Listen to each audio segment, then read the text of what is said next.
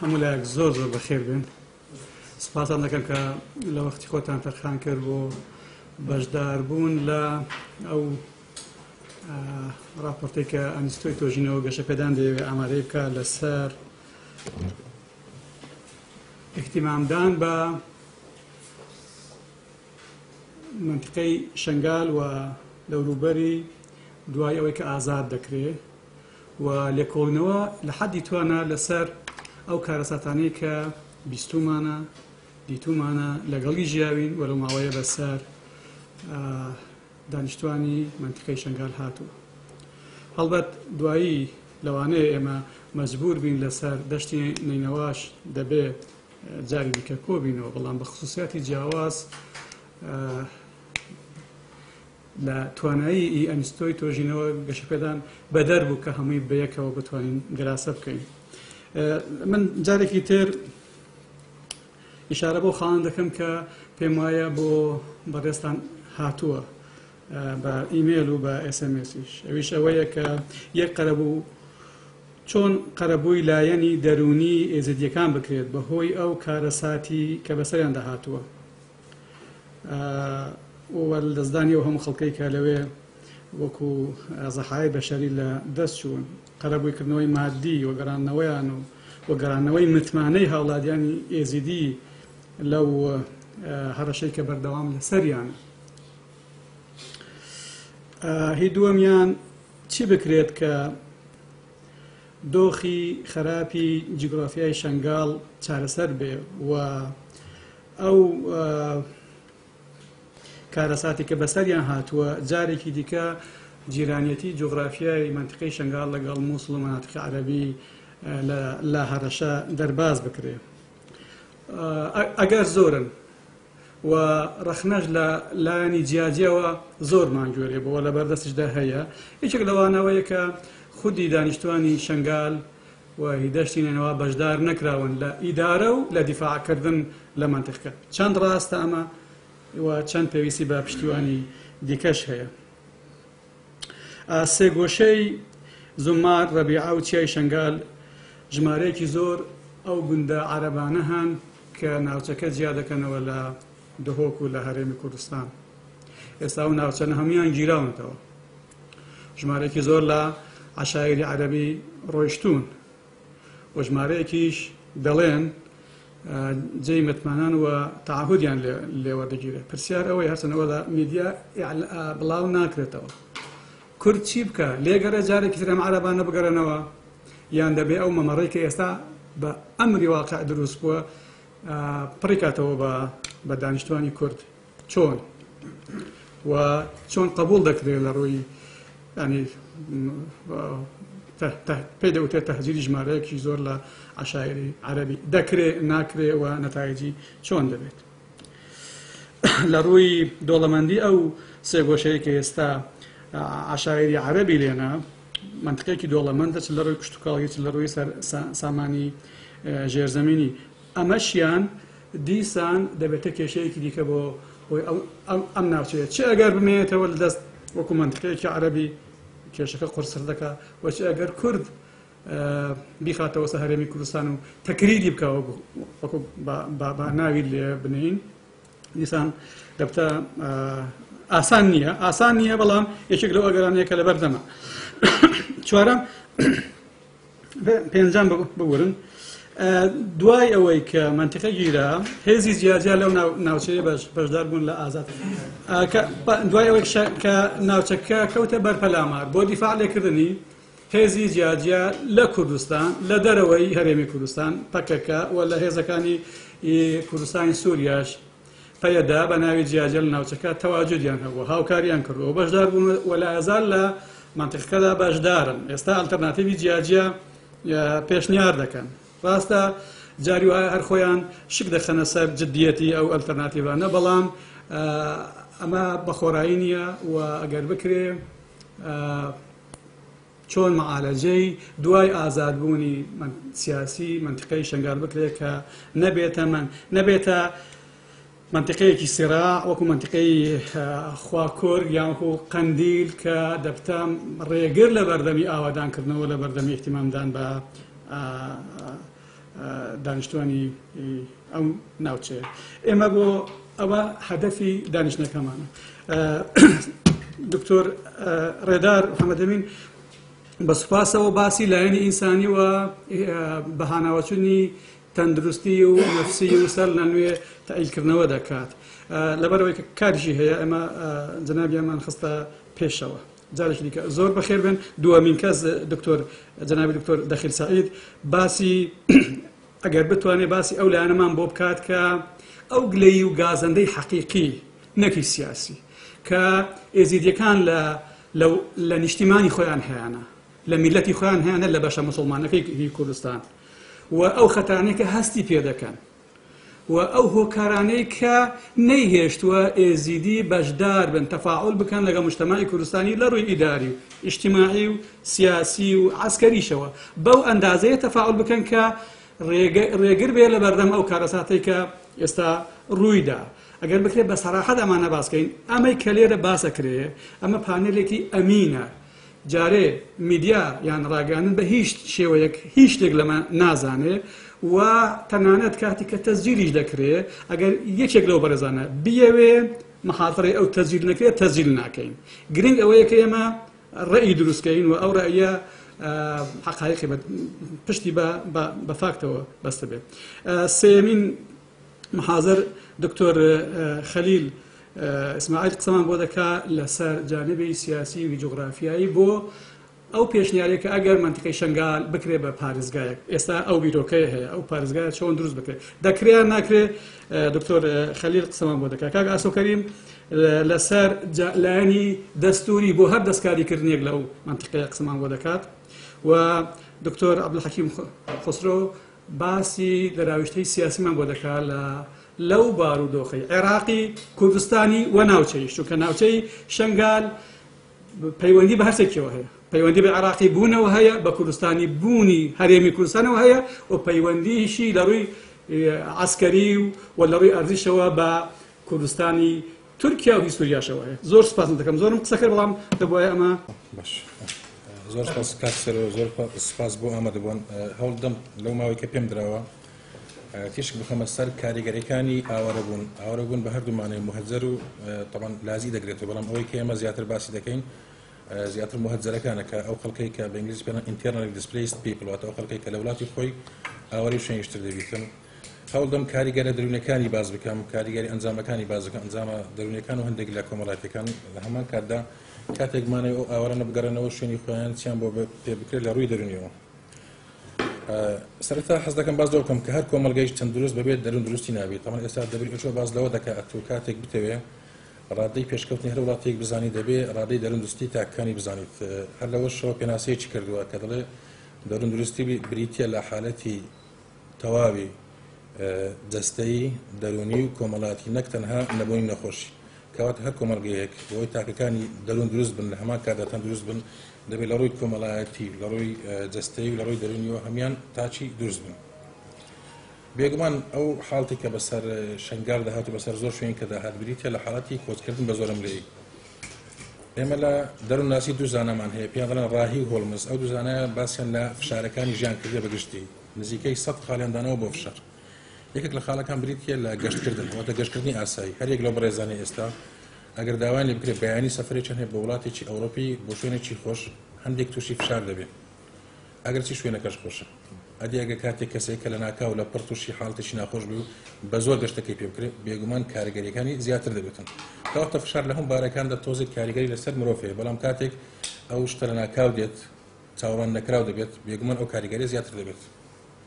لێرە هەوڵدەم بە کورتی باز بکەم ئەو کاریگەری دەرونیانەی کەوا لە حاڵەتی ئەو کەسانی کە بڵێن بە زۆرم لێ کۆچیان پێ دەکریان دەچنە شوێنیشتر کاریگەریەکان چین. یەکەم حاڵەت پێ دەگوترێت گوشاری دەرونی دوای زەبر، یعنی الصدمة النفسية ما بعد الحادثة بإنجليزي پێڵێن post traumatic stress disorder.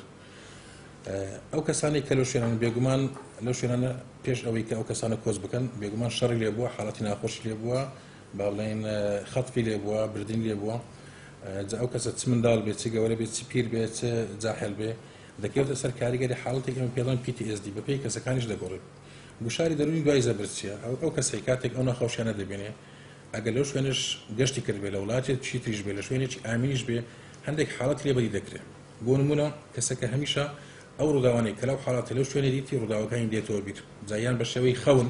هەموو شەوان خەون دەبینێ خەونەکان بە شێوەی کاوابیستە بۆ نمونە لە ماڵێک بووە قومبەلێک لە ماڵەکە تەقیتەوە تۆپێکی پێکەوتووە برایەکەی کوژراوە جامەرزنی ئەو کەسە لە ناو ڕووداوەکەش بێت جاری وایە کەسەکە تەنها لە دووری ڕووداوەکەیە کاریگەر لێ دەکات شەرنێ زەبرەکە ئەو کەسە خۆی ناو حادیسەکە بێت جاری وایە تەنها حادیسەکەی دیتووە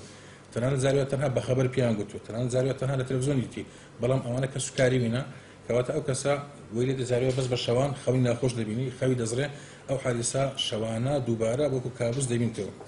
جاری وایە هەر بە ڕۆژ دەیبینێ کە بە ڕۆژ دانیشتووە لە شوێنێکی ئارام ناوە تووشی حاڵتێک دەبی وەکو وێ لە ناو حاڵتەکەدا بگومان ئەگەر ملاحظتان کردی لە فیلم ئەمریکیەکان زۆر وایە کاتێک جوونیەکان لە ڤێتنام هاتنەوە جاری وایە بە ڕۆژ تووشی حاڵتێک دەبی وەکو وێ شەڕ لە ڤێتنام بکات جاری وایە ئەو کەسە کاباسی حاڵتەکەی بۆ دەکرێت تووشی دڵڕاوچێ دەبێت تۆڵاق دەبێت ناخۆش حاڵتێکی تووڕەبووین دەبێت جاری وایە کەسەکە لێ دەبێتە هەلوەسە کەواتە ئەوە کۆمەڵێک نیشانەیە لەو کەسانە کە تووشی گوشاری دەرونی دوای زەبر دەبن کە وەکو باسمان کرد دەکرێت لە منداڵێک ڕوودا لە پیرێک بێ لە جاحلێک بێ ڕووداتن کە نامی بسمە سەر تەفاسیلەکەی بەس بستمە بوو فکرێک لەسەر حاڵ دروستکەم کە ئەگەری زۆر هەیە بەڕاستی لە زۆربەی ئەو ئاوارانەدا هەبێت دوم حاڵەتێک کە لەو کەسانی کە بە زۆرم لێ تووشی با بڵێن ئاوارە بن دەبن خەمۆچی دڵڕاوچێ خەمۆچی ئەوەیە کە کەسێک کە پاژەوەی لە وڵاتەکەی خۆی یان لە شوێنەکەی خۆی بە زۆرم لێ دەردەکرێت تووشی دوو حاڵەت دەبێت یەکەمیان پێ دەڵێن هۆپلێسنس دووەم هێڵپلێسنس واتە بێئومێد بوون دومیشیان بێهیوا بوون هیچیان نابێت کەواتە کەسێکە دوای ئەوەی کە لە وڵاتەکەی خۆی دەڕاتن تووشی حاڵتێکی خەمۆچ دەبێت خەمۆچی هەمیشە کەسێکە ڕەشبینە ئێمە خۆمان زین مرۆڤ هەموو مرۆڤەیەک مرۆڤێکی ئاسایی ستا هەشتای بیرکردنەوەکانی ڕەشبینیە یان بە بڵێن سەربینە بەڵام لەو کەساندا دەبێتە سەد تا سەد واتە هیچ ئومێدێکی نامێنێ بە ژیان هیچ ئومێدێکی نامێنێ بۆ گەڕانەوە ئێستا یەک لەوانەی کە داوای لێ بکەی لەو خێزانە بگەڕەوە تا لە ئاساسێک بگەڕەوە هیچ ئومێدێکی نەماوە هیچ هیوایەکی بڵێن بە دوا ڕۆژ نەماوە کەواتە ئەوەش لەو حاڵتانش زۆرێکە تووشی ئەو کەسان دەبێت تووشی ئاوارە بوون بوونە سێم گرفتەکانی گونجان لەگەڵ شوێنی نوێ ئەو کەسانە لە ماڵەکانی خۆیان بوونە بۆ نمونە ژوورێک خانووشیان هەبوو 5 ژوورە ئێستا دەبێت لە ژوورێک بێ 5 کەس پێکەوە کەواتە هەر ئەو وەختە شتی تایبەتی خۆی هەبووە لە ژوورێک بووە پرایڤسی خۆی هەبووە شتی نهێنی خۆی بەڵام ئێستا ناچارە حەمامەکان پێکەوە بەشداری پێ بکات جاروێ لەگەڵ چەند خێزانێکی تر کە بە حەزی وانیش نییە ناچارە بەشداری بکات دیسان ئەوەش پێ دەڵێن گرفتی خۆ گونجان بۆی زەحمەت دەبێت لەو شوێنانە کە لەگەڵ ئەو حاڵتە بگونجێ بێگومان ئەوش تووشی کێشەی کۆمەڵایەتیان دەکات کێشەی خێزانیان دەکات ئیلە ئاخری چارە پێ دەوتێت بەریەکەوتنی کللتوریانی ئەتەسادم الحەضاری یان بە ئینگلیزی پێڵێن ئەکەلچڕیشن ئەوەیە کە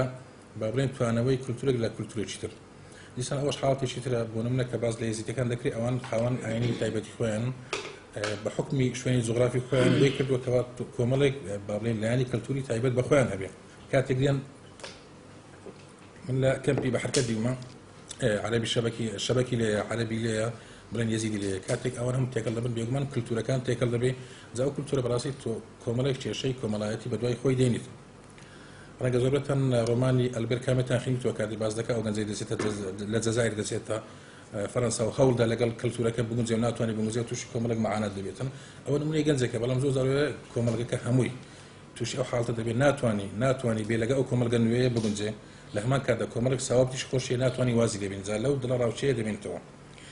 ئەوانی ئەو خاڵنە کە باز کرد بەڕاستی بەگشتی بۆ هەر کۆمەلگایەک دەگونجێت کە کاتێک تووشی حاڵەتی ئاوارەبوون دەبێتەوە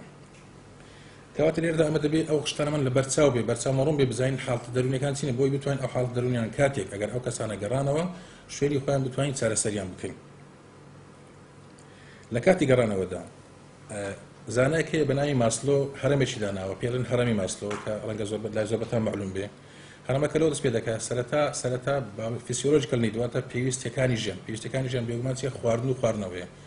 دوای ئەوە پێ دەگوترێت پێویستەکانی ئارامی ئاسایش کە پاشان دێ پێویستەکانی خۆشەویستی بیلۆنگک ئەمن پێویستە خۆشەویستم پاشان دوێ خود سەلمادن پاشان دێ تحقیقات پاشان ئەنجامە کۆتاییەکان مەبەست لێرە ئەوەیە کاتێک مرۆڤ ئەگەر هاتوو برسی بێ توێنی بێ بیر لە شتەکانی تر ناکاتەوە ناتوانێت کەسێک کە توێنی بێ بیر لەوە کات و چۆن بخوێنێ کەواتە من کاتێک کەسێک دەگەڕێنەوە لە ئاوارەبوون بۆ شوێنی خۆی یەکەم شت دەبی خۆراکانی بۆ دابینکەم بۆی بتوانم ئەو کەسە لە ڕۆی دەرونی و لە ڕۆی جستەیەوە تەهیری کەمەوە پێویستە ئەو خۆراک و ئەو خواردنێکە هەیە بۆی دابین کرد بە شێوەیەکی سەرچی پاشان سێفتینی دێت ئەوەی کە وەسائلی ئارامی کە پێویستە ئەو کەسانە بەڕاستی ئێستا زۆربیان ترسیان هەیە ڕەنگە جەرابتان لەگەر زۆربیان قسەتان کردبین بە حکمی پیشەکەم لەگەڵ زۆریان قسەی دەکەم ترسی گەڕانەوەیان هەندێکیان هەر ناگەڕێنەوە لەبەرچی ناگەڕێ لەبەرەوەی ترسمان هەیە دووبارە هەمان حاڵەتمان بەسەر بێتەوە کەواتە کاتێک تۆ ئەو کەسانە دەگەڕێنەوە دەبێت دڵنیایەکەوە بە شێوەیەکی گشتی و کامل کە ئێوە ئێستا لە حاڵتەی ئارامی باشترە اینجا حاڵتەکانی تردی خۆشەویستیە و تحقیقات إلى آخره. هەر لە بەرەوەش ئێمە کە دەست پێ دەکەین ئەگەر هاتو ویستمان خزمەت گوزاری دەروون دروستی یان دەرونی کۆمەڵاتی پێشکەشکردن بەڕاستی پێویستە ئەو شتانی کە باسم کرد لە سەرەتا هەبێن واتە خواردن و خواردنەوە مەسکەن کە ئەوانە غەرائیزی ئەساسی حیاتن هەبێ پاشان ئەمان هەبێ ئەو بتوانین لایەنە دەرونیەکەیان بەڕاستی پێشکەشکردن چونکە بەبێ بوونی ئەمان بەبێ بوونی ئەوەی کە باسمان کرد لە خان و لە شوێن ناتوانیت تۆ ئەوانتر پێشکەشکی بۆیان پاڵپشتی دەرونیەکان دابەش دەکەین ئێمە بە شێوەیەکی گشتی وەکو لایەنی دەرونی بۆ دوو بەشی یەکەم پێویستە بە منداڵان بەشی دوم پێویستە بە گەوران ئەوەی کە پێویستە بە منداڵان بێگومان ئەو منداڵانە کە هاتنە حاڵەتی شەڕیان دیوە شتی ناخۆشیان دیوە ئەخباری ناخۆشیان دیوە زۆر جار لە مستەوای بیرکردنەوەی منداڵ زیاتر بووە یعنی منداڵ ڕەنگە قەت بڕۆی بۆ نەکردبی تۆپێک بە هاوژێ بێ لە ناو خانووەکەی بکەوی بۆ برایەکی دەستەشی لە قیزدا یان برای دوو برای بمرن یان باوکی بریان خوشکەکەی بڕفێنرێت کەواتە ئەو شتانی کە منداڵ دەبین لەو حاڵەتانە بەڕاستی زۆر دەروێت لە تااقەتی دەرونی لە مستەوای بیرکردنەوەی خۆی زۆر زیاترە ئێمە دین بەوان ئەگەر هاتووە ئاوارەکان گەڕانەوە یەکەم شت پێڵن سایکۆدراما چیە ئەوە وەخت خۆی زانایەک لە ئیتالیا دروستی کرد سایکۆدراما بریتێ لە بەشداری پێکردنی ئەو منداڵانەی کەوا تووشی زەبری دەرونی و حاڵتە دەرونیەکان بوونە خۆیان بەشداری لە شانۆیەک بکەن جامەش دووریان دەگرێت و خۆیان واتە ئاوارەکان خۆیان دێن درامایەک پێشکەش دەکەن یان ئەو تەیە ئەو کێشەیە کە خۆی هەبووە بە شێوەی دراما ئەکتی دەکا ڕۆلی دەمێنن یان ئەو تەیە خۆی دێ دەبێتە چارەسەری کەسێکی تر بەڵام کەسێکیش بە هەمان شێوە هەر ئەویش هەر ئاوارێ واتە بۆ نمونە خێزانێکمان هەیە ئاوارە بوونە کەسێکیان ڕفێنراوە دوو کەسیان زیندانیە کەسێکیان مردووە مناڵێکیان ماوە تووشە حاڵتە بوو دەکرێت ئەو مناڵی بخینە ناو شانۆیەکە بەڵام ئەو مناڵە نەک تعبیر لە خۆی بکە ئەو مناڵە بێت چارەسەری مناڵیش تر بکە کە تووشە حاڵتە هاتووە یان دەکرێت خۆی مناڵەکە بێ لە هەمان حاڵەت بێت کەواتە سایکۆدراما بەشێکە لەوەی کە مەوەکو پاڵپشتی دەروین دەتوانین پێشکەش بەو مناڵان بکەینکەوە بوون لە قوربانی جەنگ و ئاوارە بوون دوم حاڵت پێ دەگوترێت وێنەکێشانیش بەشێکە لەوەی کە دەتوانین وەکو پاڵپشتی دەرونی کۆمەڵایەتی پێشکەشیانکەین ئێمە لە سەرەتادا بەڕاستی پێیان ئەو وێنانەمان بۆ وێناکەن کەوا زۆر ناخۆشن ئێستایەک لە وێنان ئەگەر سیرکەن ئەو وێنە داوا لە منداڵی کراوە وێنەیەکی ناخۆشم پێ پیشان بدەن نازانم لە وڵاتێک کام وڵاتە بەڵام یەک لەوانەیە کە ئەو سریلانکەیە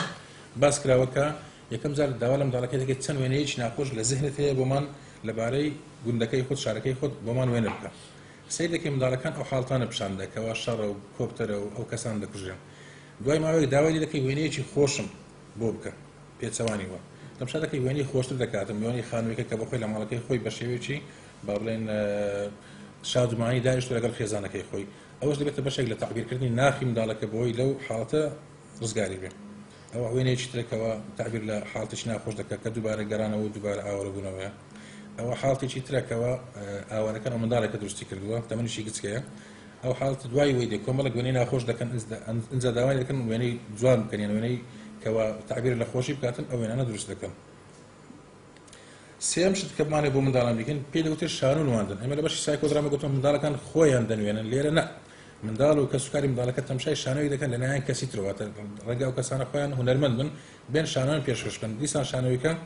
باز لە ڕووداوەکان دەکات و چۆریتی چارەسەرکردنی ڕووداوەکان دەکاتن ئەوەش کە بۆ کاریشترە بۆی منداڵەکان لەو زەبرە دەرونیە ڕزگاریان بێ حاڵتی چاریکردن چارم پێ دەگوترێت یاریکردن تەمان فۆتبۆڵ دەگرێتەوە هەموو جۆرەکانی تر دەگرێتەوە ئەوەش زۆر گرنگە بۆ منداڵان چونکە دەڵێت لە کات یاریکردندا منداڵ ئەو تووڕەبوونەی کە لە ناخیدا هەبووە نەیتوانیوە دەری ببڕێ ڕەنگە لە کات یاریدا بە شێوەیەکی دروست دەری بڕێ هەمومان دەزانین کە کاتێک مرۆڤ تووڕە دەبێت دەکرێت تووڕەبوونەکەی هەڵبڕێژێ بە شێوەیەکی ناتەندروست دەکرێت بە شێوەیەکی تەندروست یەک لە شێوە تەندروستەکان ئەوەیە کە لە کات یاریکردندا تۆزێک ئەو تووڕەبوونەی کە هەیە ڕەنگە لە کاتی شەقدان لە تۆپدا بێ لە کاتی مساڕعەدا بێ هەڵبڕێژێکەوەتە دەکرێت ئەو حاڵتانەی کە منداڵەکە تووشی هاتووە لە ڕێی ڕق لێبوونەوە جا لە تەرەفی بەرامبەر بێ لە هەر کەسێک بێ بەو شێوەیە دەریبڕێ دەکرێت یاریکردیش بەشێک بێن لەو پاڵپشتی دەرونی کە ئێمە بتوانین بۆ منداڵەکان پێشکەشی بکەین مۆسیقا حاڵەتێکی ترێکەوە دەکرێت ئێمە پێشکەشی ئەو ئاوارانە بکەین کەەوە تووشی حاڵتەکە بوونە بێگومان کۆرسی مۆسیقایان بۆ دەنرێ بۆ مۆسیقای کە خۆیان حەزیان لێیە بێجگەلەوەش ڕۆژانە یان دەتوانین بەکو پرۆگرام کۆرسیان بۆ دامدرێ دەڵێ سەرەتا دەبێت ئەو مۆسیقایە پێشکەشکەین کەەوە بە شێوەیەکی بڵێن مۆسیقای خەماوینە با بڵێن خەمبارینە منداڵەکان بەوەی حساسەکان یەکەم جار لەو شوێنە بێکە لە سەرەتا لێبوونە پاشان ئەو مۆسیقانە بۆ لێدرێت کە تۆزێک دڵخۆشی پێ هەتا دەگاتە کۆتایەکە کە مۆسیقایەکان زۆر بەرز دەبێتەوە واتە تۆنەکەی و شادەکەی بەرز دەبێتەوە. ئەو پێنج حاڵەتێک کە بەڕاستی ئێمە دەتوانین لە کاتی گەڕانەوەی منداڵە ئاوارەکان بۆ شوێنی خۆیاندا بتوانین لەلایەنی دەرونیەوە پێشکەشیان بکەین. دێنە سەر پاڵپشتی دەرونی بۆ گەوران. پاڵپشتی دەرونی بۆ گەوران ئێمە دەزانین بەڕاستی لە ئەوەی کە لە شەنگا ڕوویدا لە چاوەڕوانی کەسدا نەبووکەوە کۆمەڵێک ئافرەتی کوردی بڵێن یەزیدی لەلایەن ئەوان ئەو درەندانەوە ببردرێنەوە بکرێنە سەبایە و ئیلە ئاخیری. هەمومان هەست بەو ناخۆشی دەکەین کە ئەمە لە خارجی بەڕاستی باڵێن لە خارجی باز دەکەین بەڵام ئافرەتێکی بێنە بەرچاوت کە تووشی حاڵتە بووە باڵێن کچە بوویتە ئافرەت خودی خۆی ئافرەت بوو ئەو کارە درەندانی لەگەڵ کرا ئێستا چۆن بگەڕێتەوە ئەو کۆمەلگایە بەتابەتی کۆمەلگای یەزیدی کە کۆمەلگایەکە تایبەتە یعنی با بڵێن دینی خۆی هەیە تەقالیدی خۆی ئەوەنە چۆن بگەڕێنەوە چۆن چاوەڕوان هەبێ ئایا دەگەڕێنەوە ناگەڕێنەوە بەڕاستی ئەوش کێشەیەکە. من بەڕاستی زۆر لە ئینتەرنێت گەڕام ئەو هەمان حاڵەتم دیتەوە لە کۆسۆڤۆ ئەو وەختی کە کۆسۆڤۆ لە ئەوروپاینە هەمان حاڵەتیان توش بوو کاتێک لەلایەن سربیەکانەوە دیسان کۆمەڵێک ئافرەت ڕفێنرا بوون هەندێکیان کچ بوون هەندێکیان ئافرەت بوون. سیرم کرد لەوێ پیاوانی ئاینی ڕۆڵەکی زۆر گەوریان هەبوو بۆی ئەو ئافرەتانە بگەڕێنەوە. ئەو وەختی حەز دەکەم دکتۆر دەخیل زیاتر تەفاصیل بداتێت چیان پێ دەکرێت بەڵام ئەوان چیان کرد وەکو پیاوانی ئاینی وایان پیشان لە بۆ ئافرەتانەژێک لەوانە جەنگاورن و با بڵێن پاڵەوانی شەڕن لەبەرەوە داوایان لە گەنجەکانی خۆیان کردبوو نەک ئەوەی ژنێکی بیکاتە دووکە لە ئاینی ئیسلام ڕێ پێدراوە ئەوەی کە ژنی نییە گەنجە ئیستعدادی هەبی ئەو ئافرەتانە بینی واتە وەکو میدالێک پێیان بەخشی سەرەتا وەکو سەربەرزێک بوو هەرچی گەنج هەبوو چون زەواجیان لەگەڵ ئەوانە کرد ئەوانی کە ئافرەت بوون گەڕانەوە ماڵەکان پیاوەکانیان بە گوڵ ئیستقبالیان کردن وەکو باس وەکو پاڵەوان ئەو حاڵەتێک بەڕاستی چەند مانگێکی برد تا توانین ئەو ئافرەتانە بە شێوەیەکی با بڵێن شەڕەفمەندانە بگەڕێنەوە خێزانەکەی خۆیان بێگومان مەسەلەکان مەسەلێکی وەختە سێ چار مانگ دوایی بزر دەبێت و کەسەکان دەگەڕێنەوە حاڵەت تەبیعی خۆیان کەواتە یەکەم حاڵەت کە بمانەوێ ئەو کەسانەی کە تووشی حاڵتە بوونە ڕۆڵی پیاوانی ئاینی زۆر گرنگە بەڕاستی بۆی ئەو کەسانە بتوانین بیان گەڕێنەوە لەوانەوە دەست پێ دەکات پاشان ئێمە دەتوانین وەکو لە سەرتا باسی هەفت چار حاڵەتم کرد ئەگەر هاتوو یەکەشیان تووشی زەبری دەرونی بی ئەمە چارەسەری دەکەین ئەگەر خەمۆچیە چارەسەری دەکەین بەڵام پێش ئەوە پێویستە کۆمەڵگەکە قبولی بکاتەوە نەک هەر قبولی بکاتەوە بەڵکو وەکو پاڵاوانیش سەیری بکاتن. دوم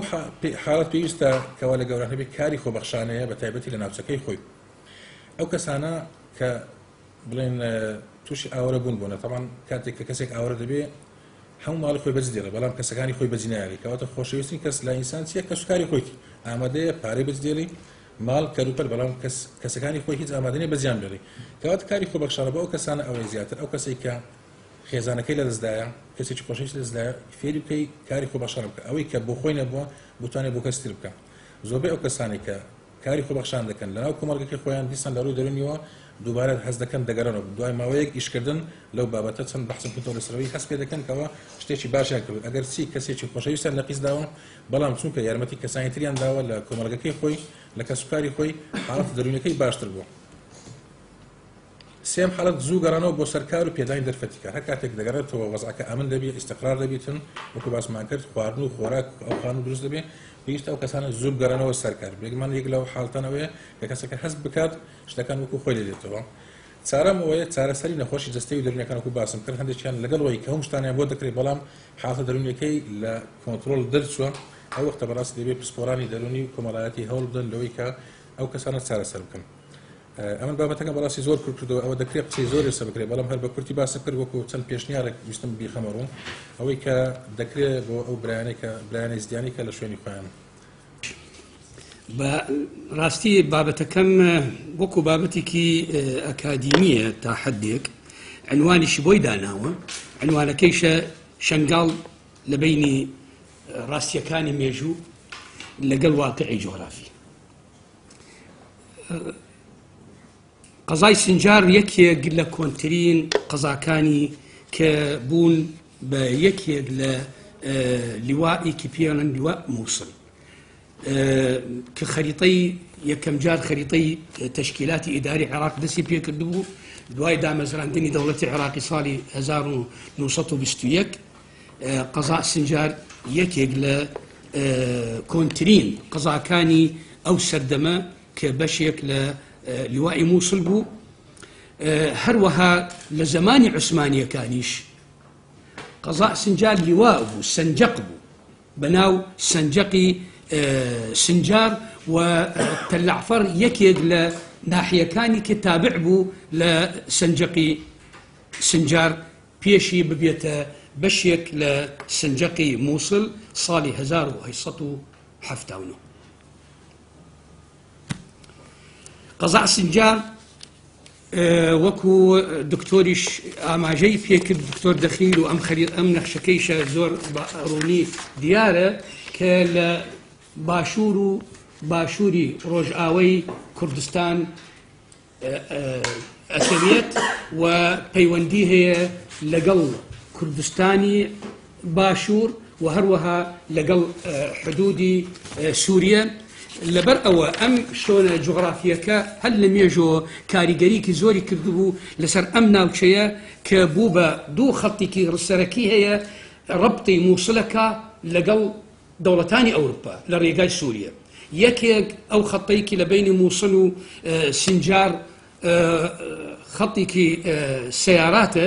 ئەویکی تر خەڵتێکی شەمەندەفەرە کە لەسەرەوەی سنجار ڕەبتی مووسڵەکە لەگەڵ حەلەب و لەگەڵ دەوڵەتانی ئەوروپا. ئەم شۆنە جوغرافیەکەی ناوچەی بیکۆڵینەوە بەڕاستی ڕەنگاندەری هەبوو لەسەر ئیمکانیاتی ئەم ناوچەیە، ئیمکانیات سروشتی و ئیمکانیاتی مرۆڤی. لە ڕووی سروشتی ناوچەی لیکۆڵینەوە ناوچەیەکی ئەرزێکی پیتە و ئاوێکی زۆرە بە تایبەتی لە ناوچەی سەحراویە. ئەم شۆنە گرنگە وای لێ کرد کە حکووماتی عێراقی زۆر احتیمامی یابوو چۆن بتوانن ئەم شۆنە واتە قەزای سنجار ببێتە شوونێکی خۆیان و لە ژیر دەسڵاتی خۆیان. قەزای سنجار گرنگیکی ئەوەیە ناوچەیەکی ئینتاجێکی زۆری هەیە، بەرهەمێکی زۆری هەیە بۆ بەتایبەتی گەنم و جۆ و هەر لە کۆنەوەیشەوە. وهروها ابن بطوطة لكتابكي لرحلة ابن بطوطة باسي سنجارك أليه مدينة سنجار مدينة كبيرة لو سردمة كثيرة الفواكه والأشجار والعيون، وهي تشبه دمشق في كثرة أنهارها وبساتينها. هروها أبو الفدائش باسي سنجارش أكا بهمانشيوه. أجر بشنا سر مسألة ديموغرافي أو ناوشية همو ما نزانين مسألة دراسات الديموغرافي أبيت أساسيك بو دراسات كنتر كأبوري بيت ياخو كومرايتي بيت ياخو سياسية بيت يا إداري. الأبلام بداخوا كإيما العراق بقشتيو كردستان بتايبتي داتامان زور كما درباري قباري دانشتوان و دابشكردني دانشتوان و تايبت مندي دانشتوان. لبر أو إيما ملزمين أو داتانيكي عراق دري كردوه لنتائج إحصاء كاني أو اعتمادك لسري. أم تعداداتنا كعراق كردويتي لصالي هزان وسطو هشتا وحوت قباري دانشتواني قضاي سنجار بنواحي كي مركزو ناحية سنجار وناحية سنوني وتناحية الشمال تقريبا صوت شوار هزارة وحوصتو نوتدو ياخو سطا حوتي كوي دانشتواني بارزقاينينوا. اگر باسقاطات السكاني باسي اكين اتوانين بلين امرو جماري دانشتوانيان لدو 200,000 كمتر نية 200,000 كمتر نية لسر مساحيكي قباريكي كتقريبا 4,150 كيلومتر مربع. للاي كتري شوال دانشتواني قضاي السنجار لبدريجي قرني بيشو گۆڕانکاری زۆر کراوە لەسەر قەبارەکەی لەسەر دابەشکردنەکەی بەتایبەتی لەسەر دابەشکردنی ئاینی و نەتەوەیی. خشتەیەکمان هەیە دەربارەی ئەو بابەتە بۆمان دیارەکە کە ڕێژەی زیابوونی دانیشتوان لە فترەی 1940 و 1950 لە 110 ساڵانە. ژمارەی زیابوونیان لە 110 ساڵانە، بەڵام لە ساڵانی هەفتاکان و هەشتاکان ئەم ڕێژەیە لە 110 کەم بوو بۆ لە 1 کەمتر. ئەمە نەتیجەی ئەو گۆڕانکاریکێ من باسم کردبوو بە درێژی ئەو فترەیە. و بە تایبەتی لە ناوچەکان لە گوندەکان بۆمان دەرکەوت ڕێژەی زیابوونی دانیشتوان لەو ساڵانە بەتایبەتی لە دەهەی حوتەم و هەشتەم واتە العقد السابع والثامن لە قەرنی پێشوو کەمبوونەکەی بە ڕێژەی 3.2 ساڵانە واتە قەبارەی دانیشتوانی گوندەکان نەک کەم زیابووە بەڵکو بەرەو کەمبوون چووە بە ڕێژەی 3.2 هەر ساڵێک لەو فترەیە کە گومانی تێنیە دوای ئەو پێشەکی ئەم گرنگەی استراتیژی و اقتصادی و ئەتنی لە ناوچەی لیکۆڵینەوە وای کرد وەکو باسم کرد حکووماتی عێراقی بە هەمووی هەر لە بیدایی دروستبوونی دەوڵەتی عێراقی بەرنامەجێکی دانرا بوو کە ئێمە پێ ئەڵێن سیاسەت تەعریب لەم شۆنە لەم ناوچە لە هەمووی ناوچەکانی پێشتر ئەم سیاسەتە تەطبیق کراوە هەر لە زمانی عوسمانیەکان لە زمانی مەدحەت پاشا 1869 بۆ 1872 ئەم ناوچە تعریب کرا بەڵام نەک بە سیمای تعریب بە هەدەفی تعریبکردن نەخێر مەدحەت پاشا عەرەبی هێنا بوو بۆ جێنشینی ئەو عەرەبانە تاکو استقرار بن و حکوومەت سوود لە استقراری ئەوانە وەربگرن بەڵام بەداخەوە ئەو فترەیەکی مەدحەت پاشا و لە دوای مەدحەت پاشا عەرەبەکانی شەممەڕ و غێری شەممەڕ هێناویانە بۆ ئەو ناوچە بوون بە تعریبکردنی ئەم ناوچە و بوون بە پردیەک بۆ تعریبکردنی مووسڵ و ناوچەکانی خوار و مووسڵ نمونە بۆتانێنم ئەو گوندانەی کە جێنشین بوون بۆ ئەو عەشائیرانەی کە لە نەجد و حوجاز هاتوبوون لە فترەی 1850 بۆ 1970 تاکو بزانین پێشی دامەزراندنی دەوڵەتی عێراقی ئەم مەسئلە بووە مەجموعەیەکی زۆر لە گوندەکانێکی جێنشین کرابوون لە بینی سنجار و تەلعفەر ئەم قسانە طبعا عەرەبیان نووسیوە نەک ئێمە لۆنگریک ئیشارەی یابوو لە کتابەکەی لۆنگریک یەکی لە ئەفسەرەکانی حکوومەتی بەریتانی هەروەها دکتۆر قەسابیش پرۆفیسۆرێکی عەرەبە ئەمانە باسی ئەوە ئەکەن و ئەڵێن هەروەها چەند 400 مستەوطنەیەکی عەرەب لە خوارود شاری شنگال دروست کرابوو لە بینی ساڵانی 1951 و لە 1965 و 152 نشینگەیەکی تر لە شەمال واتە لە باکووری سنجار دروست کرابوو هەروەها فترەی دوای اتفاقی جەزائر ساڵی 1975 و شەڕی عێراق و ئیران لە 80 بۆ 88 ئەمیش بوو بە فرسەتێکی بۆ حکووماتی عێراقی کە گۆڕانکاریکی زۆریان کردبوو لەسەر ئەو ناوچەیە ئەحساءەکانێکی بۆمان پیشانەیە کە ڕێژەی کورد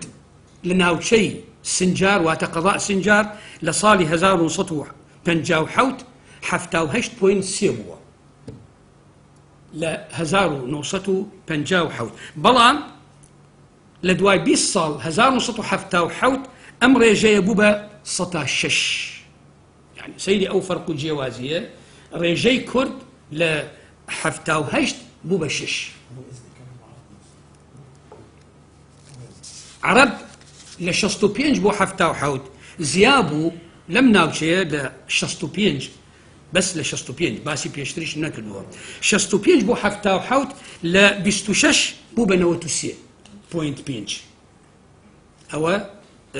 ڕێژەی دانیشتوانی عەرەب لە ناوچەی لیکۆڵینەوە لە دوای ئەو باسکردنە بەڕاستی بۆ تعویزکردنی خەڵکی شنگال بۆ ئەو فترەیەکی کە معاناتیان هەیە لە ڕووی دەرونی لە ڕووی ئابووری لە ڕووی سیاسی ئەو تەرحیلکردن و تەهجیرکردنی و ئیبادەی جەماعیکی توش بوون بە درێژی قەرنی پێشوو ئەمە لە لایک و لە لایکی تریش کە ئەم ناوچە لیکۆڵنەوە ئەو ئیمکانیاتێکی ئابووری و ئیمکانیەتێکی دیموگرافی و تایبەتمەندی ئەثنینەکەی و هەروەها گرنگی تاریخەکەی کە ئەم قەزای شنگال پێشی 480 ساڵ قەضا بووە پێشی 480 ساڵ ئەم سنجارە قەضا بووە و وەکو باسمان کرد فترەیەکیش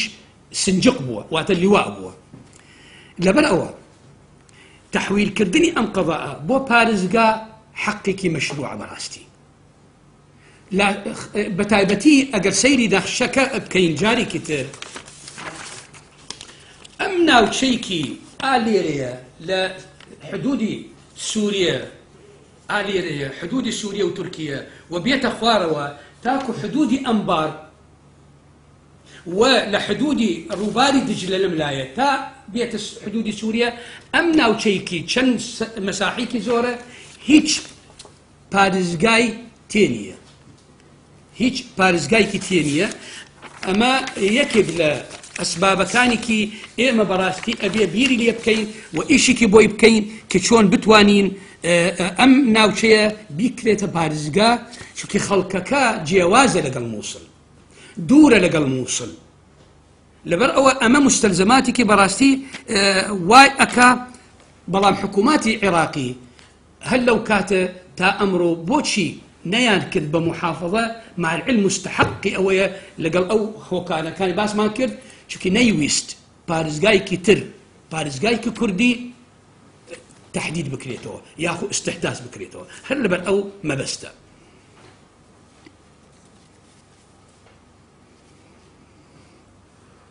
بەڵام لە لایەکی تریشەوە چونکە ئەم ظروفەیەکی ئێستا کوردستان تێ ئەپەڕیە ظروفێکی نارەبارە وەزعێکی استثنائیە و شۆنانێکی زۆر تا ئێستا ماوە لە ژیر دەسڵاتی حکووماتی مرکزی بما في قضاء شنگال و لەبەر ئەوە من پێم وایە لەگەڵ ئەوش ئەم قەراراتانە تەحویلکردنی قەضا بۆ پارێزگا ئەمە تەنها دەسڵاتی حکوومەتی هەرێم نییە ئەگەر سەیری مادەی 114 بکەین لە بابی ڕابع لە دستوری عێراق ئەمە یەکێک لە صلاحیاتی مشتەرەکە لە بینی حکوومەتی هەرێم و لە بینی حکوومەتی عێراق لەبەر ئەو ظروفە من بۆ چوونم ئەوەیە کە ئێستا حالیەن تەئجیل بکرێتەوە تا ئەو ظروفە ڕوونە بێت و باشتر ئەبێت بەڵام لەگەڵ ئەویشە بۆ چوونی من یەک چۆن تەهیئەی ئەم ناوچە بکەین تاکو بەیانی ئەبێتە پارێزگا یەکەم پێم باشە هەیئەی عولیا دروستە بێت لە خەڵکی قەزاکە لەوانەیەکی مەسئولیاتیان هەیە مەسئولیاتی دینی مەسئولیاتی ئیداری مەسئولیاتێکی کە قسەکەیان ئەڕوات بۆ متابعەکردنی ئەم مەسئلەی واتە مەسئلەی تەحویلکردنی قەزا شنگاڵ بۆ پارێزگا ئەمە یەک دوو ئەو سەلاحیاتانەیەکی ئێستا هەن بەتایبەتی مەسئلەی خەدەماتی گشتی وەکو تعلیم وەکو تەندروستی وەکو هاتوچوو وەکو ئاو وەکو کارەبا ئەمە بەڕاستی ئەبێ سەلاحیاتی دەوائرەکانی پەیوەنددار زیاتر بکرێتەوە یعنی ممکنە مەمەستم ئەگەر مدیری هەیە بکرێتە مدیری عام ئەگەر دەسڵاتیان زیاترە بێت ئیمکانیاتیان زیاترە بێت تاکو بتوانن لە ئەمڕۆ لەگەڵ ئەو هەیئەیەکی دروست کراوە یا دروست ئەکرێت ئیشی پێ بکەن متابعە بکەن بۆ مەسئلەی نزیکبوونی ئەم ناوچەیە بۆ هەروەها پێم وایە ئەبێت قوەی ئەمنی شرطە ئەمن دروست بکرێت بە شێوەیەکی فراوان بوون لە ڕێگای حکوومەتی هەرێمی کوردستان مرتبط ئەبێ بە وزارەی پێشمەرگە ئاخر خاڵێک پێم وایە لەم فترەیە نسبەیەکی لە میزانیەی هەرێم تەحدید بکرێت تاکو بتوانی قەزا شنگاڵ ئیمکانیەتی ئەو شتان ئەو خاڵانەیەکی جێبەجی بیکە تاکو فترەیەکی داهاتوو کە ظروفەکە وازەحە بێت ممکنە شەڕی داعش کۆتایی پێکرێت ظروفێکی باشترێتە پێشەوە ئەو کاتە ممکنە داواکەی زیاتر معقولتر ئەبێت بۆ تەحویلکردنی ئەم ناوچەیە بۆ پارێزگا و سوپاسدانەکەم پرسیارەکە لێرە شتەکە لێرە لەوە دەست پێ دەکەین ئێمە هەممان دەزانین وەکو دکتۆر ئێستا باسی کرد قەزای سنجار سەر بە پارێزگای نینەوەیە بەپێی ڕاستە مادەی 140 کە باسی مناطقی متەنازع عليه هادەکات تەنیا ناوی کەرکوچی هینایە ناوی هیچ ناحیە و قەزایەکی دیکە لە عێراق نهێنراوە بەنسبەت کورد یانی با بڵێن ئەمە لە بینی هەرێمی کوردستان و شوێنش کە تەنیا ناوی کەرکوک هێنراوە وەکو منطقەی متەنازع بە ناو ناوی هات وەکە ئەمە بە حەقەت بخۆی مەدلولی خۆی هەیە ئەمە یەکێکە بە بڕوای من لەو سەغەراتانەی لەو کەم و کورتیانەی کە لە ناو مادەکە هەیە تەسمیەی ئەو ناوچانە نەکراوە کە متەنازع لە بینی هەرێمی کوردستان لەگەڵ ناوچەکانی لەگەڵ حکوومەتی ئیتیحادی ئەمە یەکێکە لە سەغەرا بۆیە بەڵام کورد ئێستا خۆی بەڕەسمی ناوی لە مەناطقەکانی متەنازع ناوچە کوردستانیەکانی دەرەوەی هەرێمی کوردستان بەڵێ دەرەوەی ئێستا کەواتە سنجاریشێکە لەو مەناطقە متەنازع ئەو مادەیە تا ئێستا چارەسەر نەبووە هێشتا قۆناغی یەکەمی کە تەطبیعە نەکرد قۆناغی تر ئیحسا و ئەوانە هەر تەطبیعەکەشی تەواو هەر مەسەلەن بۆ نمونە من تا ئێستاش حدودی ئیداری تا وەکو ساڵی 68 لێ نەکراوە تۆهی ناوچەکە کەواتە تەطبیعەکەش نەکراوە هەموو وافیدەکانیش نەڕۆیشتوونە لەوێ هەموو مهەجرەکانیش نەتوونەتەوە ناوچەکە بە پێی معلوماتی من لە سنجار مەکتەبی مادەی 140 پێم وایە بەڵێ ژماری دانیشتوانی دکتۆر باسی کرد ڕەنگە تەقدیراتی مختلف هەبی بە پێی بێتاقەی تەموینی ئێستا پێیان وایە لە 200,000 زۆرترە پێم وایە قسەیەکی وایە کەن چەند ڕاست نییە نازانم بەڵام ئێستا چ لەو پارێز لە سنجار بکرێت ئایا لە پارێزگای نینەوادا ببڕدرێت ئەوە قەزایەکە بکرێت بە محافەزەیەکی سەربەخۆ ئەم داوایە هەیە ئەم داوایە ساڵی ڕابردوو بەداخەوە نوێنەری ئێزدیەکان لە پەرلەمانی عراقی ئەو حرەکەی ئێزدی فەرحان جەجۆ چەچۆ چیچۆ ئەمە لە ساڵی 2014 ساڵی ڕابردوو لە مانگی یەک داوایەکی وای تەقدیمی کرد مشکلم نییە قەزم نییە ئەوە من قەزم باسی وەکو فکرە بژاردەکان چییە؟ داخۆ لە ناو پارێزگای نینەوا بمێنێتەوە یان بکرێتە پارێزگایەکی دیکە و سەر بە هەرێمی کوردستان بێ یان بکرێتە پارێزگایەکی دیکە وەکو پارێزگایەکە سەر بە عێراق بێ کام لەوانە یان بکرێتە ئیدارەیەکی سەربەخۆ چونکە بە پێی مادەی 116 عراق نظامی ئیتیحادی لە چی پێگرێت لە عاصمە لە ئەقالیم محافظات لا مركزية الإدارات المحلية رشتك هي بيدوتري الإدارات محلية لما ديتش ديكا كده دستور كأويش مادة 125 دليل دستور زماني حقوقي إداري ثقافي تعليمي دكات بو تركمانو كلدانو آشوريكانو بيك هاتكاني تر مكوناتي تر ئەمەش بە قانون ڕێک دەخرێ ئەمە مادەی 125 واتە دەستوری عراقی ڕێگەی داوە ئیداراتی مەحەلی پێک بێ بۆ تورکمان بۆ کلدان بۆ ئاشووری بەناوی وەکو نەتەوەش ناوی هێناوە قەومیات والمكونات الأخرى کەواتە ئایا ئێزدی مەبەستی ئێزدیەکانیش دەگرێتەوە بالتأكيد ئەویش مکەونێکی ئاینیە مکەونێکی دینی قەومی نییە چونکە کوردن لەگەڵ باقی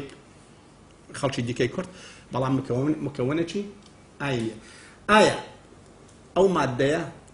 دەبێ بە قانون دەربچێت بۆ تەنظیمی ئەو مۆزوع تا ئێستا قانونێک لە مەجلیسی نوابی عراقی دەرنەچووە باسی ئالیەتەکانی دروستکردنی ئیدارەیەکی مەحەلی بکە لە ناوچەیەکی معین چۆن بە چ شێوەیەک ئایا شێوەی ئەوەکەی چۆن دەبێت بەس ئێستا قانونی تەکوینی ئەقالیم دەرچووە لە عراق بە قانون جێبەجێ نەکرا من حەقم نییە بەڵام قانونێک هەیە قانونی تەشکیلی ئەقالیم لە مەجلیسی نوابی عراقی دەرچووە ئالیەتەکان چۆن ئەقلیمێش کە دروست دەبێت لە عراق بەڵام بۆ ئیدارەی مەحەلی مادام وایە قانون دەرچوو کەواتە ئەماش هێشتان ئیشی باشە ئەی دیارە بەم دواییانەش قسەی کەش بڵاو بە تۆ لێرەوە پەکەکە یا خەڵکی دیکە باسی کانتۆنە باش کام لەو بژاردانە کام لەوانە با بڵێن سەلیمە کاری بۆ بکرێت بە بڕوای من پێش هەموو شتێک دەبێت ئەمە ئیرادەی خەڵکی سنجار خۆی بە نەزەری ئاعتیبارەوە نەخەڵکی مەسیری ئەوانن تەحدیدی دەکەن ئەوە نەکم ئێمە ئەوە مهمترین شتە دەبێت ئەگەر سبەینێ حکوومەتی هەرێمی کوردستان پەرلەمانی کوردستان پارتی دیموکراتی کوردستان بۆ ئەوەی اتجاهێکی معەن لە ناو ئێزیەکان باز بکات بەڕاستی نە خەڵکی سنجار دەبێت ئیش لەسەر ئەوان بکەن چکە ئەوان قەزیەکە دەبڕێنەوە هەرچەندە سەرشتێکی تریشەیە تا ئێستا حتى ئەگەر هاتوو بە ئیستفتاش بی لە عێراق قانونێکی ئیستفتا دەرنەچووە قانونی ئیستفتا چۆن قەزای مثلا بۆ تەکوینی ئەقالیمیەکێک لە ڕێیەکان ئیستفتایە بۆ زمانیش ئەگەر بمانەوێت لە ناوچەیەکی معەن زمانێک بکرین بە زمانێکی ڕسمی دەبێت ئیستفتای خەڵکەکە بکرێت بۆ زمان باشە کەواتە قانونی ئیستفتاش دەرنەچووە با بڵێن چۆن لەکوێ ئایا نەحیە دەکرێت قەزا دەکرێت گوند دەکرێت لەسەر چه ئەساسە دەکرێت ئەکسەری بەسیتەیە ئەکسەری چوزانە مطلقەیە چییە دوو لەسەر سێیە ئەمانە هەمووی ئەمەش یەکێکە لە ئیشکالیەتەکانی دیکە گوتمان هەرێمی کوردستان یەک تەرەفە ئەم ئیشەی کرد یەک تەرەفە هەرێمی کوردستان بەو پێی ئێستا مفەوەزیەی هەیە بڵێ سنجار منطقەی متەنازعە لە بژێر دەسەڵاتی خۆمە ئێستا دەیپارێزم بێ خۆی ئەوە بکە یەک تەرەفە ئەم ئیشە بکە بالتأكيد یەک تەرەفە ئەم ئیشە بکە دوو جیهەت منازعەی لەگەڵ ئەبێتە نیزاع لەگەڵ هەرێمی کوردستان یەکیان محافەزەی نینەوە خۆی ئەبێت قەزایەکی لێدا دەبڕێت لێ دەبێتەوە کەواتەوە ئەبێتە نیزاعێک لەگەڵ هەرێمی کوردستان دووەمیان حکوومەتی ئیتیحادیە ئەم نەتیجەیە قبوڵ نەکە کەواتە بالتأكيد پنا ئەبەن بۆچێ با بڵێن نەچێت بۆ محکەمەی ئیتیحادی محکەمەی ئیتیحادی قرارەکانی بات يعني قلت ئەوها دەبێ ئەوها نابێ ئەو دەتوانێت شتەکە طبعا بالتأكيد لە هەڵوو مەرجیە تا ئێستا بە قانون دەڕێک نەخراوە و شێوەی شتەکانی بە بڕوای من شتێکی بۆیە من لەگەڵ دکتۆرم من بۆ خۆم پێم باشە ئەمە ئەرزیەتی بۆ خۆش بکرێت کاری بۆ بکرێت بۆ ئەوەی خەڵکی ئەو ناوچەیە سبەینێ کە دەنگ بدات بۆ ئەوەی بۆ ئیدارەی سەربەخۆش بۆ جۆرێک لە لینکێکی هەبێ لەگەڵ هەرێمی کوردستان لینکێکی هەبێ لەگەڵ هەرێمی کوردستان بۆ ئەم مەوزوعە دەبێ ئیش بکرێ کۆمەڵی خەتەواتەیە دکتۆر باسی کردێکێک لەوانە میزانیەکی تایبەتی بۆ ئەو ناوچەیە دابندرێت لە ڕاستیدا لە پەرلەمانی کوردستان ساڵانە ئەم 4 ساڵەی من لەوێ بووم ساڵانە 50 ملیار دینار دائەندرا بۆ مەناطقی متەنازع 50 ملیار بالتأكيد دەکرێ وەزعی سنجار بە نەزەری ئەعتیبار بێ ئەگەر من لە فکرشم بێ جارێکیان پارێکی تایبەت بۆ ئەو ناوچەیە سەرف کراوە هەل لە 4 ساڵی ڕابردووی ئەو دەمە من ئەندامی پەرلەمان بووم ئەگەر لە فکرم بێ 100 ملیار دینار بۆ ئەوێ تەرخان کرا بۆ ئەو ناوچەیە بەڵام چونکە لەبەر ئەوەی ناوچەکە هێندە دواکەوتووە وەکو کاکە گوتی نە ئاوی باش و نە مەکتەب و نە خەستەخانە و نە ڕێگە و نە نەزانم چی بالتأكيد پێوەی دیار نابێ یان بۆیە من پێم وایە پێویستە ئیشی بۆ بکرێت نقطەیەکی تر ڕەنگە ئەمە ئیشکال بێ ئەو ناوچەیە ڕاستە ئەو قەزایە زۆرینەی ئێزدین بەڵام ئێزدیەکان ئەگەر لەسەر ئەساسی ئاین وەکو مکەوەنێک دروست بێ ئێزدیەکانی شێخان و بەعەدرێ و بەحزانێ و وابزان شوێنی دیکەش پاشیک و ئەو شوێنانە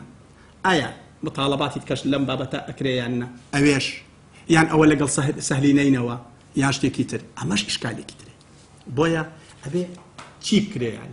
ئەمە پرسیارم بەڕاستی ڕەنگە ئەمە بە ئاسانی وەڵام بەڵام لەگەڵ ئەوەشدا جاریش کرد دەڵێم پێویستە ئێرادەی خەڵکی سنجار لە پێشەوە دابندرێ پارتی چۆن کاری بۆ دەکا ئەمەیان ڕەنگە باسێکی بە بڕای من لە ڕوو قانونیەوە من ئەوەی کوتەی دەگەم ڕووی دەستوریەوە بەو شکڵە موضوعەکە دەبێت سپاس زۆر سپاس پرسی نەک تەنها پرسی شنگال بەڵکو قۆناغی دوای شەڕی داعش قۆناغێکی زۆر هەستیارە و دەکرێت لە ئێستاڕات کۆمەڵێ دانیشتن و سیمینار و لێکۆڵینەوە و پێشبینی و خۆ ئامادە یانیکردن بەتایبەت لەلایەن حکوومەتی هەرێمی کوردستانەوە و ئەساتی ئەکادمی دەبێت دیراست بکرێن چونکە قۆناغێکی زۆر هەستیار دەبێت و زۆر زەحمەتیش دەبێت تەنانەت ئێستا سەیریەوە بکەین قۆناغی شەڕی داعش هەموو خەڵک مەشغوڵی شەڕەکەیە لە ڕووی سیاسەتەوە لە ڕووی بیرکردنەوە لە ڕووی بەدوادا چوونە مامەڵەکردنە بەڵام کاتێک کە شەڕەکە کۆتایی پێدێت ئێمە کۆمەڵی کێشەمان بۆ دروست دەبێت ئەو کێشانەی کە بەسەر ئێزیدیەکان هاتووە وەزعی عەرەبی ئەو ناوچانە دەبێت چۆن تەعاملی لەگەڵ بکەیت هەروەها ئایندەی مادەی 140 و ئاماژەیان پێکرد لە ڕووی ئیداریە و تەقسیماتی ئیداری چۆن کاری لەسەر دەکەین مەسەلەی سوننەکان و مەطالیبی سوننە خەریکە ئێستا بەلوەرە دەکرێت و داوای هەرێمێکی سربەخۆ دەکەن چونکە تا ئێستا سوننە داواکاری محەددیان نەبوو ئێستا داوای هەرێم دەکەن و ئایا سنووری هەرێمەکە لە چێە تەنها ئەمبار دەگرتەوەیان نەینەواش دەگرتەوە کە نەینەوای گرتووە بە مەناتق متەنازە عەلەیان بە مناطق غير متنازع يعني ئەمانە هەمویان پرسن بەڕاستی کاری لەسەر دەکەین ئەمە لەسەر ئاستی پەیوەندی نێوان ئێمە و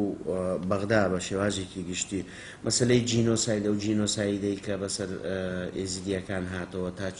چۆن تەوسیق کراوە چۆن تەوسیق دەکەین کەی تەوسیق دەکەین ئایا لژنەی تایبەت بۆ دانراوە چۆن دەکرێت ئێمە ئەو شەواهدانە و ئەو شتانی کە لە بەردەستمانە تۆمار بکەین و وەکاری لەسەر بکەین ئەمە حتمما کۆمەڵی لجان هەیە ئێساکە لەسەر ئەو پرسە دەکەن پێم وایە کردویانە بۆ ئەوەی دوجار پرسی قەرەبەوکردنەوەی ئەم خەڵکە لەسەر بودجەی گشتی ئیتیحادی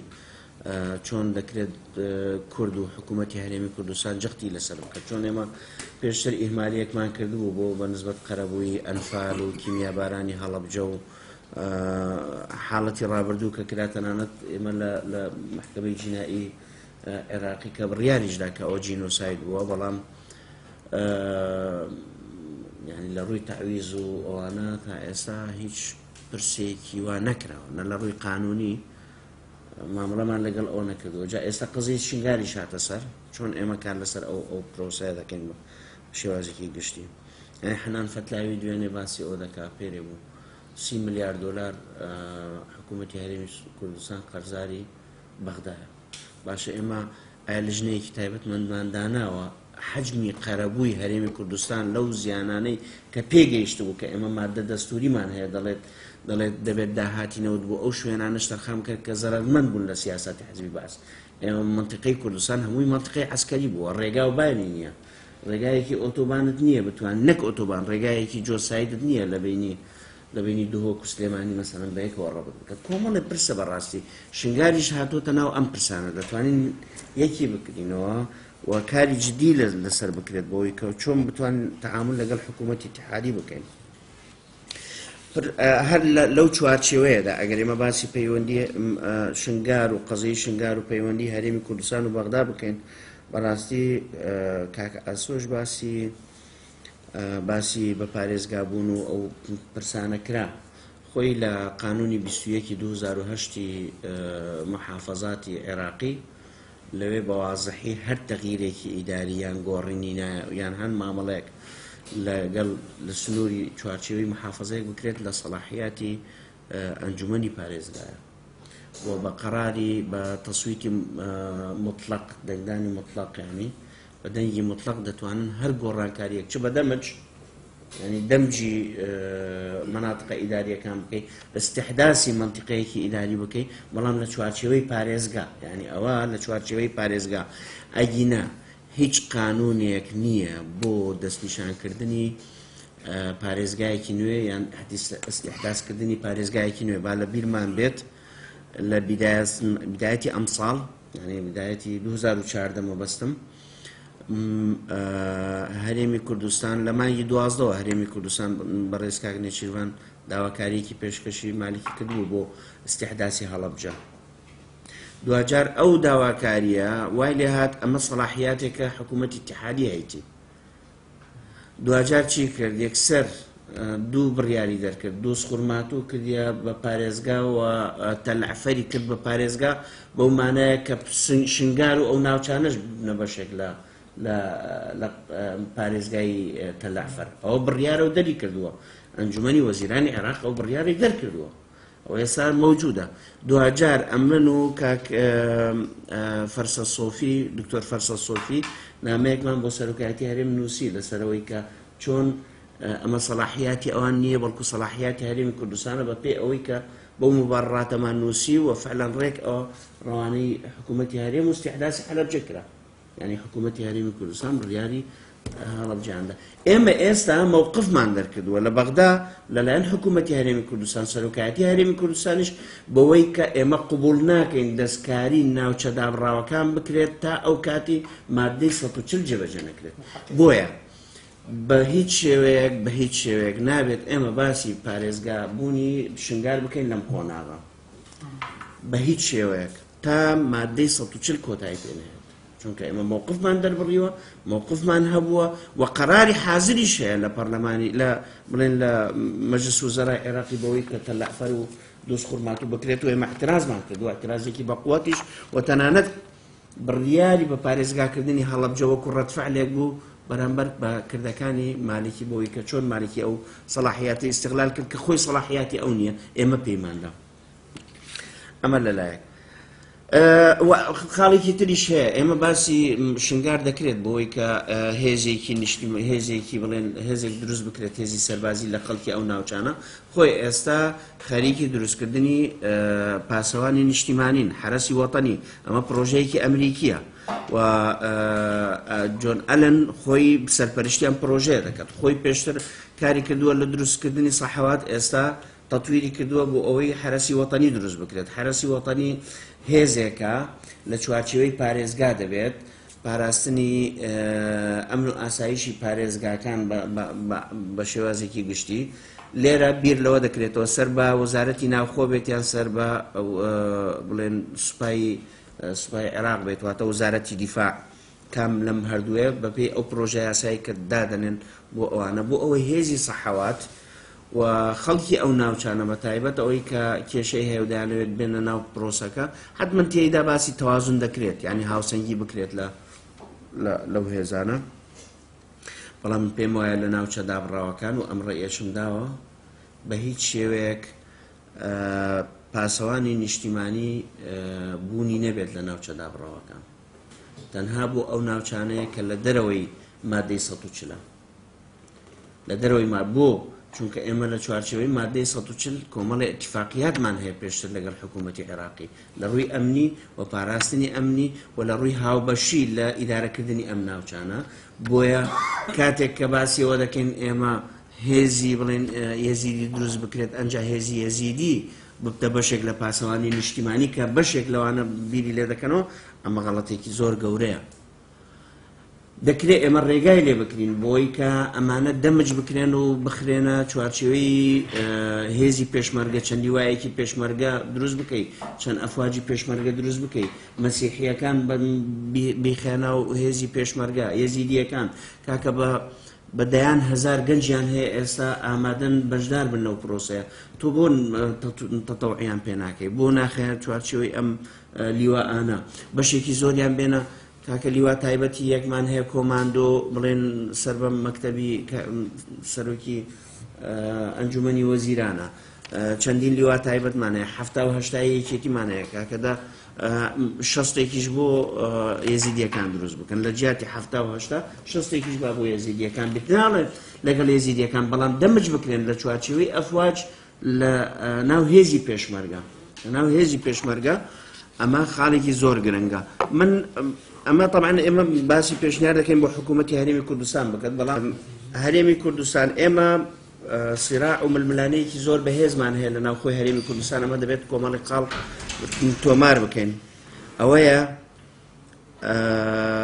دوجار کارەساتی شنگال دەبتە بەشێک لە پڕۆپاگەندەی پارتە سیاسیەکان و ململانەی پارتە سیاسیەکان و ئەمەش کاریگەریەکی سلبی دەکات بەوەی کە ئەمانە کردبوون بەڵام ئێستا دەبێت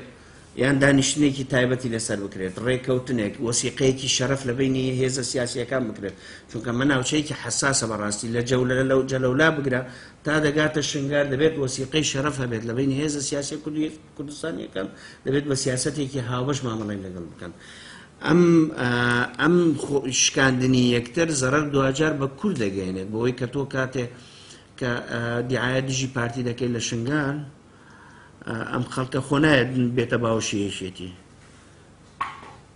بەشێکی زۆریان داوا دەکەن سەر بە حکوومەتی عێراق و ئەم بەشێک من لە پاسەوانی نیشتیمانی وەکو باسم کردەوە خۆی ئێستا داواکاری هەیە و بەرزیشیان کردوتەوە دەبێت ئێمە لەسەر و خاڵە کار بکەین بڵێ بەشێکیان بەشێکی زۆریان ئەرەوەڵە بۆیە حکوومەتی هەرێمی کوردستان مەسلەی هاوکاری یەزیدیەکان لە دهۆک و زاخۆ ئەمە کارێکی زۆر گەورە بوو دکتۆر دەخیلیش ئاماژەی پێکرد دەبێت ئێمە زۆر بەرز بنرخێنین و لە ڕووی ئیعلامی و لە ڕووی ئەوانە گەورەتر بکەین بەڕاستی بەوەی کە بە بەردەوام هەبێت هەروەها مەسلەی بەرز نرخاندنی ئازادکردنی ئەم ناوچانە لەلایەن هێزی پێشمەرگە بەوەی کە ببتە بەشێک لە دیعاە بۆ ئێمە ئەمە لە ناوخۆی کوردستان تەنها دەتوانین ئەوە بکەین